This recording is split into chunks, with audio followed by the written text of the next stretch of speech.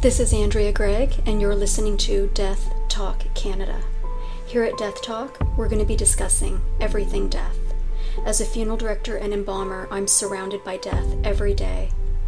We will be discussing loss, grief, trauma, dying, palliative care, the MAID program, and the funeral industry. This is for anyone who's ever suffered loss, who lives with grief. My hope is to help you in some way by shining light on these difficult topics. Thank you for listening.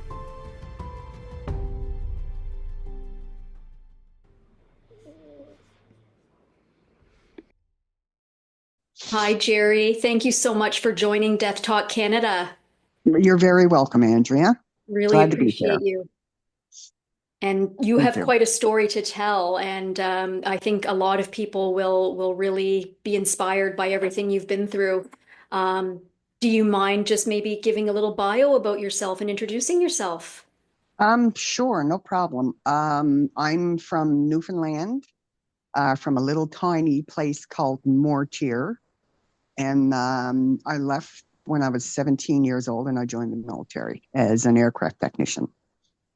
I did that for 23 years altogether. I did 13 in the regular service, and I did 10 in the reserves. And then I retired. Wow. Well-deserved retirement. Yes, yes, Wow. and I would do it all over again. Did you do a lot of traveling? Not really, but I did get to see some places. I got to Iceland. I went to Alert. I was in let's see, Keflavik, which is in Iceland, Keflavik, and Scotland. Wow. So it was pretty cool. It was pretty cool, right? And thank you for your service. That's a long career in the military. You're very welcome, my darling. Yeah, absolutely. And Geri, how did you meet your husband and tell us a little bit maybe about your family? Okay. Well, I always say that it's pretty good when a Newfoundlander and a New Brunswicker had to go to Alberta to meet because that's where we met. Wow. We were in Edmonton, and he asked me out, and we've been together since our first date, and I think we just hit 33 years. Congratulations. So thank you. It just, sometimes it just clicks, right? And you know it when it does. Yes, exactly. That's right. Yeah, exactly. That's right. And so we had two kids, boy and a girl, Dylan and Shelby. Dylan was born in Alberta and Shelby was born in Newfoundland because being a military family, you move around a bit, right? Mhm. So we went from Alberta, but Dylan was born in Alberta. We moved to Gander, and were with 103 Search and Rescue for 3 years. And Shelby was born in Gander, and then we moved here in 1996 into Greenwood, and we've been here ever since. And this is where we'll stay. Yeah, this is Yeah. home. Yes, this is home, definitely. Yeah. And Geri, one of the reasons, of course, you and I know each other is due to the fact that you lost your son quite Yes. suddenly.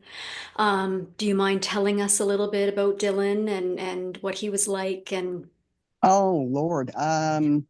Well, Dylan, he was my boy, right? He was my boy, and Shelby is her dad's girl, right? Mhm. So but he was Dylan did what Dylan wanted. Dylan was had a heart as big as the world, right? He had a heart as big as the world, but he also knew how to push your buttons, As they do. right? As they do. He moved out of the house when he was 21. We almost lost him when he was 15 because he was drinking. And he was drinking with a bunch of his buddies at the dugout in Kingston over by the arena. Oh, And somebody had the foresight to call the ambulance, and we got a cop at the door saying your son is on his way to Middleton. Right. So we went down there and he was completely out of it, completely out of it. So um, after that, I tried to talk to him about it, but he didn't want to talk about it, right? So he left home when he was 21 and he moved around a little bit and ended up in Hansport. Mm-hmm. And so we were camping in Halifax, and we got a text message from his girlfriend at the time saying that he was on his way in an ambulance to Kentville Hospital. So when we got there, Shelby went in first, and she told me afterwards that she gave him a little haircut and she cleaned up the blood because he was 25 years old. And he had drank so much straight liquor, straight alcohol every day, Mm. every day. And everything let go, his liver, his kidneys, everything let go. And I walked in and I almost went to my knees. First words out of him, I'm so sorry, Mom. Oh, I'm so sorry. Right. So I got to say goodbye. And you don't realize at the time, because we had hope, right? absolutely. So yes, so I got to hug him and stuff, and they decided to put him in ICU and intubate him, right? Put him in a medically induced coma to try to get his body to heal, right? So after 2 days, we couldn't get his blood pressure up, so we all decided as a family with the doctor to let him go because his body was, his soul was tethered to his body, Yeah. right? And the worst thing that we could do was leave him, I mean, and I hope that somebody does the same thing for me when it's my turn, I would hope so too. right? Let me go, Yeah. You wouldn't, you know. most people would not want to be left in that state. No, Yeah. no, right? Because I mean, it's limbo, right? Is what it is. It's a state of limbo. So it Wow. was almost time, and I got the nurses to move him over in the bed because my son was a big boy. He was over 6 foot, right? So I got in the bed and I laid with him for half an hour. Mm. And then it was time. So everybody was there and I held his hand and we let him go. And at 2:20 after 2 in the morning, he went. He And I slipped away. stood, yes, I stood in the doorway of that ICU room and I looked up in the corner. I said, buddy, I said, I know you're still here. I said, come see me, right? I know you're going to be busy, but come see me. And he has many, many times. He has come see me, right? But the whole year after that, I was in shock Yeah. because I cannot remember very much because grief is very, very, very hard on your body. And how does any mother come to terms with losing their child? I don't think Yeah. they ever do, you know? It's when it first, like, for a year, I mean, I cried and stuff, but I didn't really, what's the word I'm looking for? It was like I was watching somebody else's life, Yeah. right? So, I mean, of course, I bought every book on the afterlife that I could, right? Because I needed to understand if he was okay, Yeah. right? I understand that. I feel like I would be like that too. Yes, Yeah. yes, Grasping for yes, some sort of a faith to know that he's gone on. Yeah. yes, yes, yes. And of course, to give myself hope to get up and plant my feet on the floor every day, Yeah. because that's what keeps me going is hope, Yeah. That you'll be right? reunited one day when your time is up. Yes, when my time is up. And Yes. the So, reason, and Jerry, as you know, the reason I'm kind of laughing at that is because you've also beaten a few major health complications yourself. Um, yes, and you this know this what? world is not done with you yet. No, Yeah. no, not yet, not yet. I got diagnosed with follicular lymphoma in 2020. So I did 6 months of chemo and it shrank the tumor. Yay, me, Good for you. right? But it is still there. And what type of cancer is that? You said follicular. Follicular lymphoma. It's non-Hodgkin's lymphoma. Okay. I have a tumor behind my small intestine, Yeah. right? And it's almost like Dylan was preparing me for this because when I found out I had cancer, I had like a 5 minute pity party, and that was it. And after that, it was like, okay, what's the plan? What are we going to do? Right? It's like I've already been through the worst thing that could ever happen to me. So this is nothing. That like cancer is. This is not my first rodeo with cancer. My family is riddled with it. My side of the family is riddled with it, and my husband's side as well.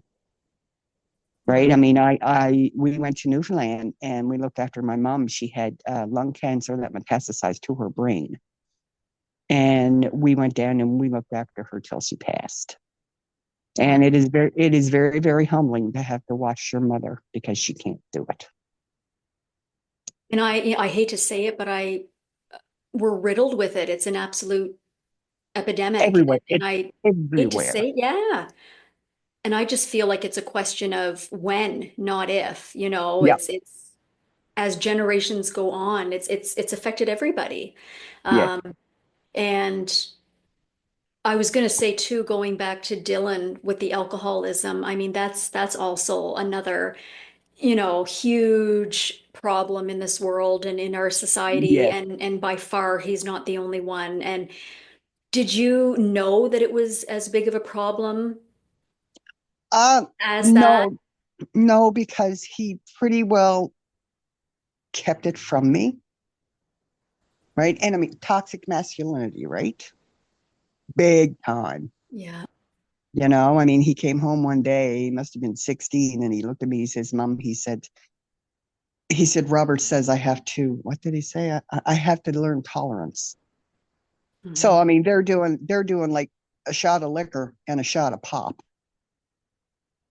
At that time, that's how they were doing it, right? And I mean, and he called me 6 months before he passed away, and he says, Mom, I'm drinking a 26er a day, and I'm Wow. scared, and I don't know what to do. And I told him, I said, come home. I've already been talking to somebody. But he would not leave his girlfriend and her son. I said, when you're ready, let me know. But of course, if he did that, the addict part of him was going, no, no, no, you can't go anywhere because if you do that, you can't drink anymore. But by that point, he didn't want to drink anymore. He wanted to be done with it. But I think it was too late. I think he realized too late. It had taken him over completely, it sounds like, and Yes, it, obviously to it the did. point, It yeah, it did. It did completely, completely. That's all he thought about from the minute he woke up to the minute he went to bed. yeah.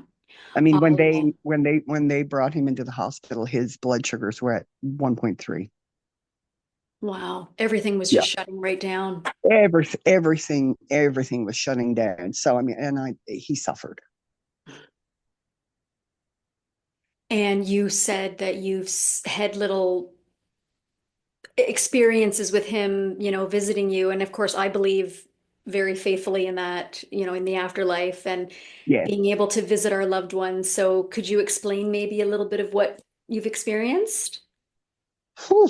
Um, the first time I felt him, I was in my living room, and I talk to mediums. It really helps a lot for me personally. And she said, when your son comes to see you, he will hug you from behind. And that's what he did.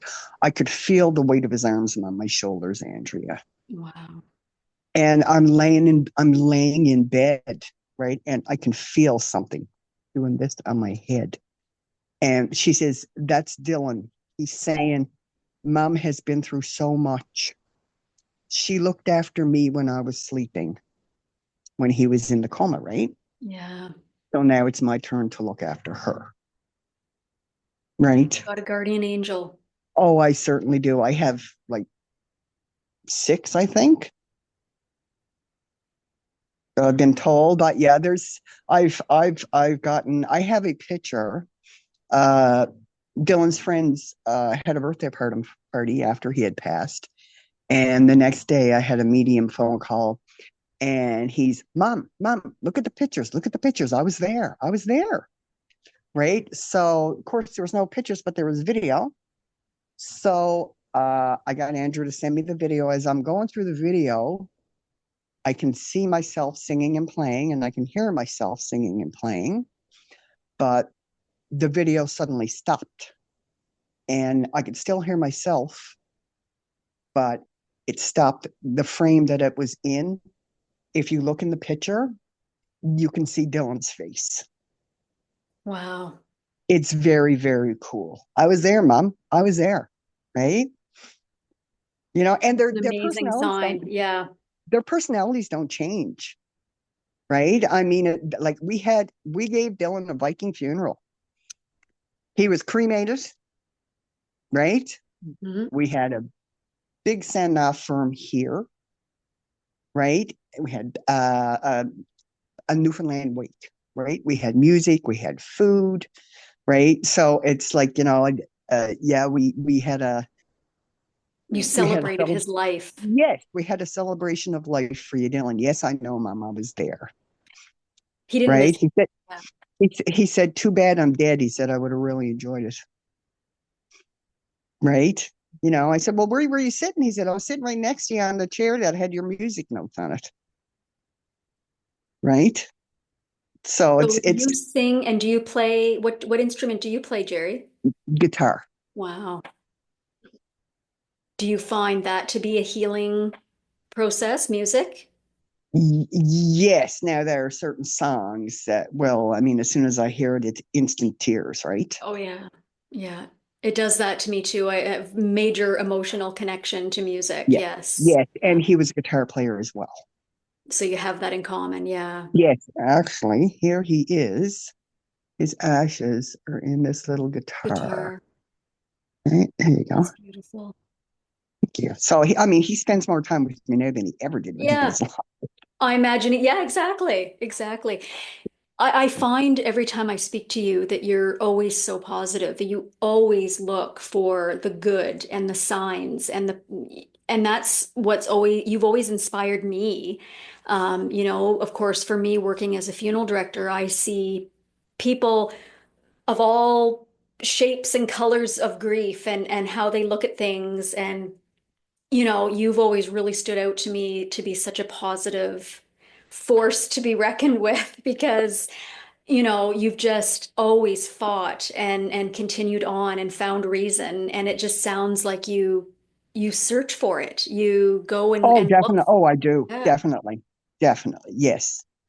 And again, sorry, back to your cancer diagnosis. So Yep. your tumor shrunk. Yes, my tumor shrunk. Yeah. So I get blood work done every 3 months. Now I have lost 20 pounds in like 3 or 4 months. Yeah. So my hematologist in the city is booking me another CAT scan. So I was a little bit worried when my treatment was finished. It's like, okay, so what happens now? Yeah. Right? Do you just like cut me loose? Right? No, no, no, Jerry, we're not going to do that. We're going to keep an eye on your blood work every 3 months and go from there. Right? I said, okay, good, good. As long as there's somebody I can call, I'm good to go. Right? You've got a good care team looking after you, I'm sure. Yes, yes, definitely. I mean, I have a family doctor, I have a therapist.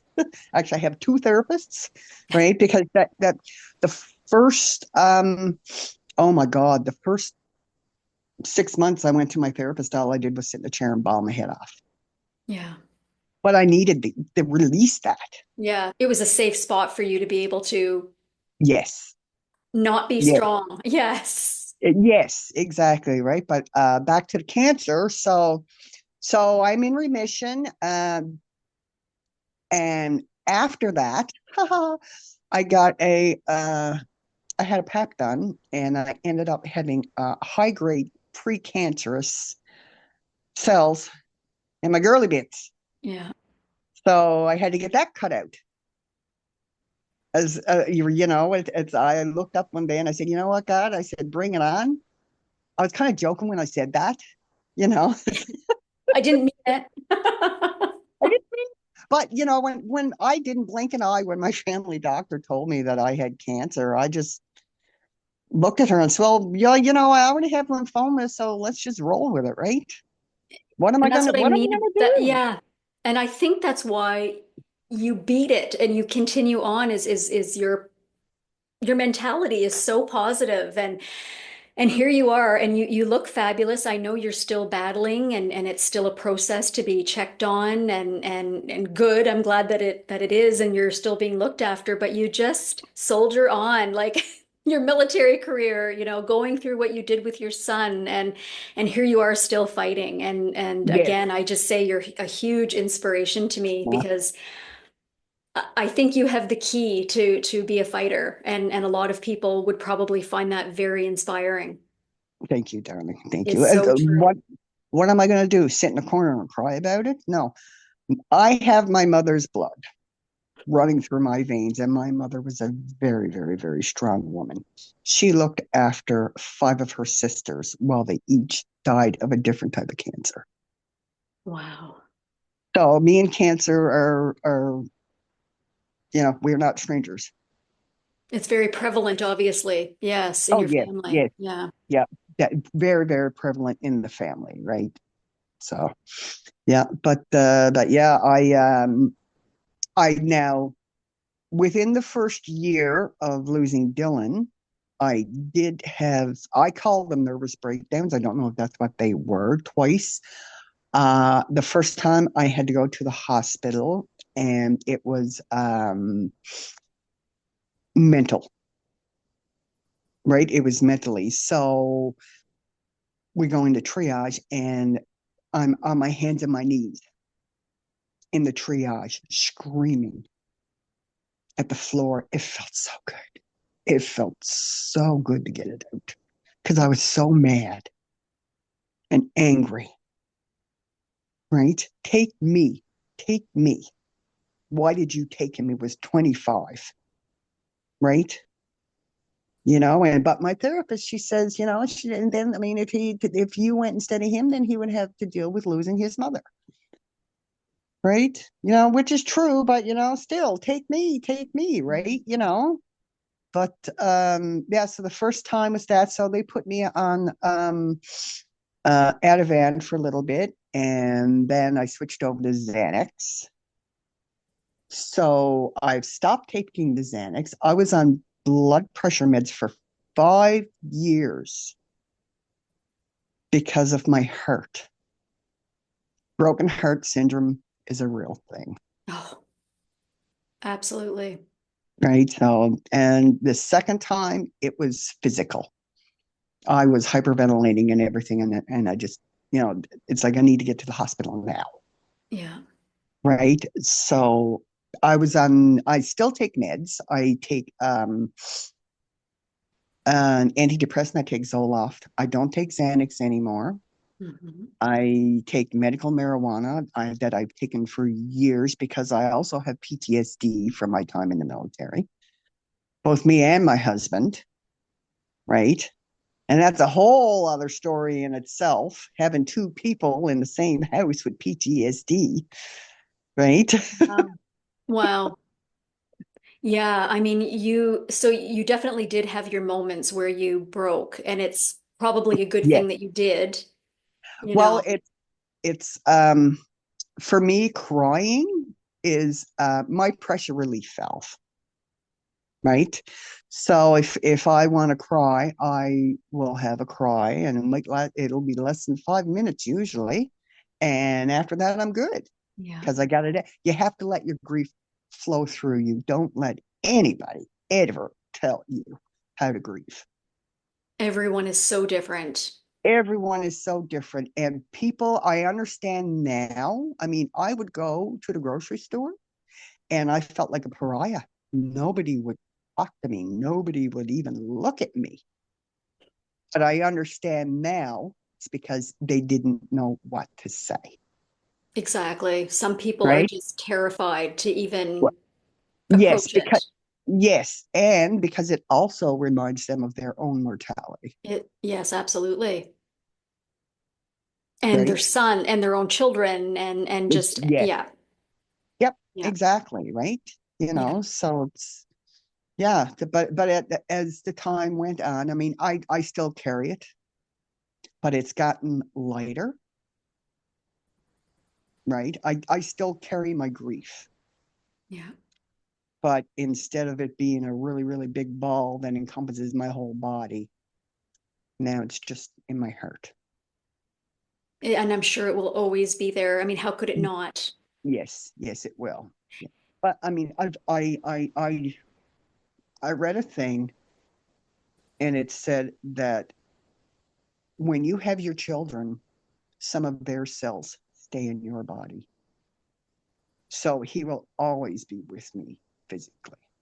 I also read that. 100%. Yeah. Yep, And always, Jerry, you right? mentioned that you and your husband both suffer with PTSD, and I'm assuming some of that, in addition to the military, was also losing your son, I'm sure. Like I'm sure there Yes, was some trauma yes, associated, yeah, with that shock. yes, Um, definitely. which I don't Yes. think a lot of people don't realize that just losing someone, can set off PTSD. I just can't, for me, when I think about people like you who've had a loss of your child, like that first phone call, just finding out that, you know, It's it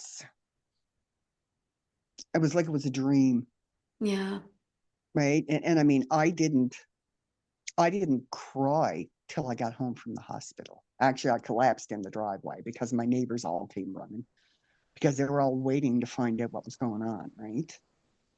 yeah. You know, so yeah. But I have marker rituals as well that I do. Of course, I have tattoos, and a lot of them now are for my son, Yeah.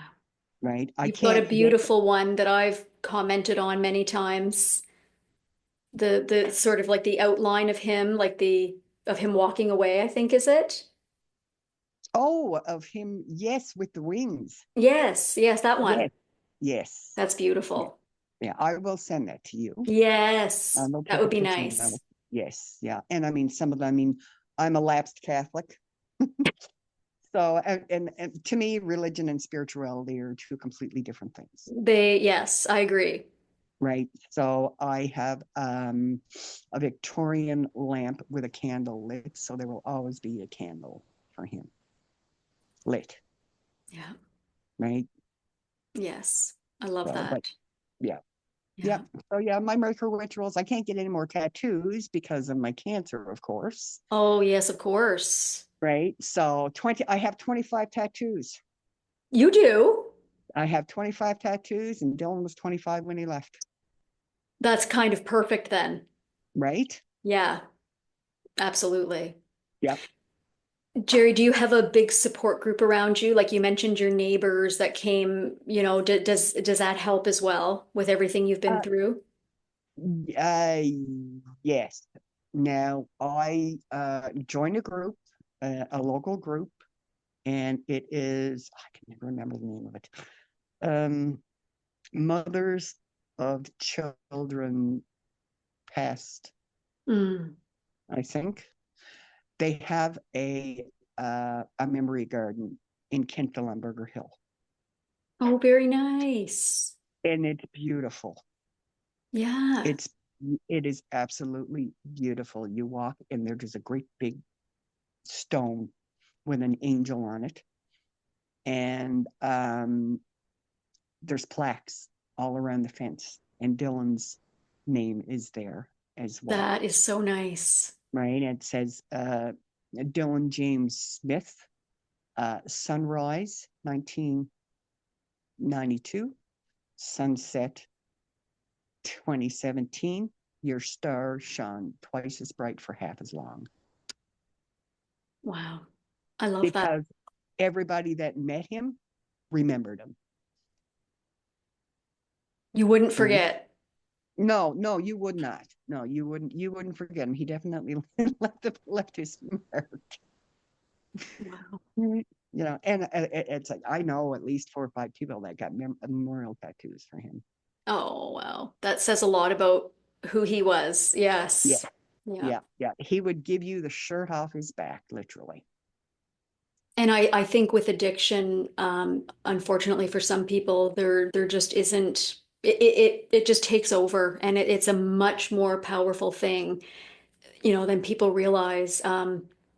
It's some people can beat it, but some people it's just an absolute need every single day, all day long. And unfortunately, and I've always heard that alcohol is one of the worst, It is. drug. Like it's worse than some drugs. And Yeah. I think that's very true. Well, Poison. I mean, oh yes, definitely, definitely. Like I said, it runs in my family. My therapist told me, she says, you know what, Jerry, he was probably done for from the first drink that he had. Yeah. Yeah. You Right. can't get away from that family Well, inheritance. no, and I mean, we kept saying, Dylan, it runs on both sides of the family. You have to be careful, right? But I mean, when you're 17, 18 years old, you're Superman, Oh, right? and you're experimenting and you don't think anything's gonna affect you long term. No way. Exactly, right? No way. Yep. So, Wow. So, you would be so good to speak to people like at addictions, counseling and group yes, settings, you would be very helpful to people like that. Um, and obviously the grief part of it too. Um, yes. yeah, we'll have to talk more because I'm involved in a group. It's called Funeral Professional Peer Support. And so it's a group mainly of funeral people that work in the funeral industry. But again, for purposes of depression and PTSD and that sort of thing. But there's also an addictions element to it Okay. because it's very prevalent in that industry. It's a high Yes, stress job, of course, like the yes. military, sort of, in that aspect. That like there's a lot of addiction issues. So we've sort of been opening up meetings for people in regards to that. So that might be something that you might be interested in at some point too, to maybe give a talk. Yes, yes, yes, yes, yes. Perfect. Knowledge is power. Yeah, Knowledge absolutely. is knowledge is power. And I am a completely different person than I was. Like, and So for me, yeah, explain that a little bit.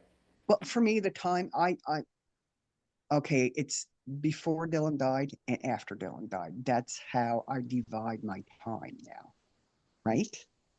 This happened before Dylan died, but this happened after Dylan died, right?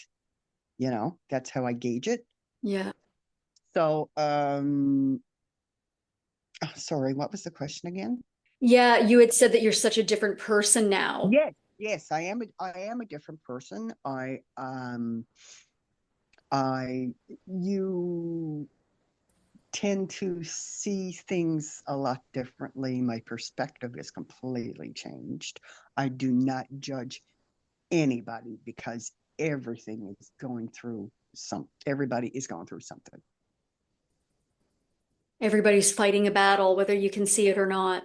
Exactly. Nobody knows what goes on behind closed doors, Yeah.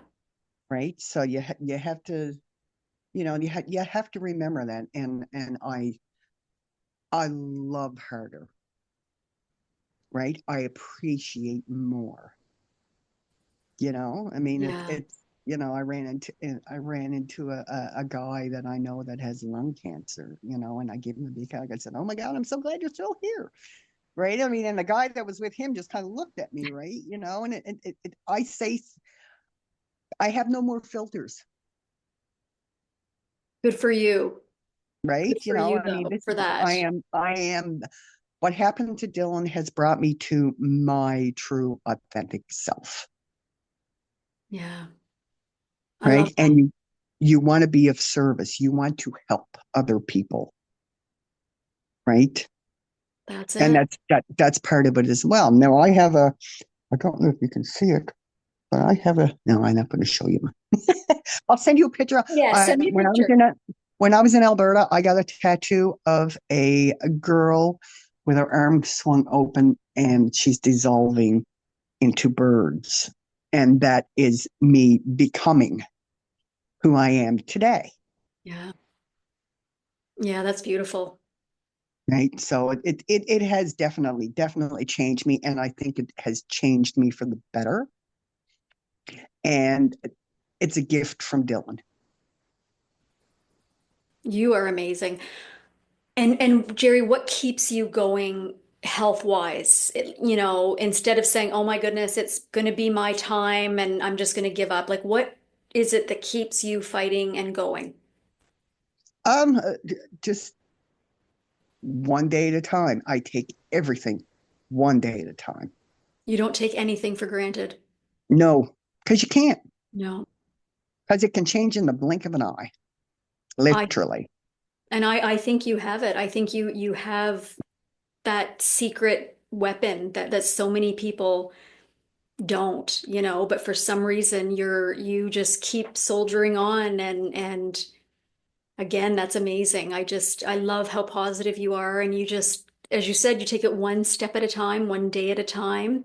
Yes, yeah. Like I say, I plant my feet on the floor every day for Dylan, Brian, Shelby, and myself. Now, I had somebody look at me one day and say, "Well, shouldn't you be first?" Right? It's like, yes, but I'm not that kind of person, right? I was always a giving person, but now I'm that much more, right? And you have a And lot of that it to give. and that's because of Dylan, Yeah, right? So he left me with a gift. that is pretty special to look at Yeah, it that way. It really is. And Jerry, I can't thank you enough for sharing your story with us today. It's so inspiring and you still continue to fight your own health battles. And of course, you know that I'm always thinking about you and wishing you the very best. And I know we'll keep in touch, of course. But I can't thank you enough for sharing your story. you're very welcome, my darling. Thank you so much for this opportunity as well, I right? appreciate To that. be able to help people and to get the message out to more people, right? Yeah, and for people to know that there's hope, that Yes, and it does get better. It does get better. yeah. It does get better. And even for you with all of these your health complications and losing your son, you still see the silver lining. Yes, you have to. That's incredible. Thank you. You're welcome, my darling.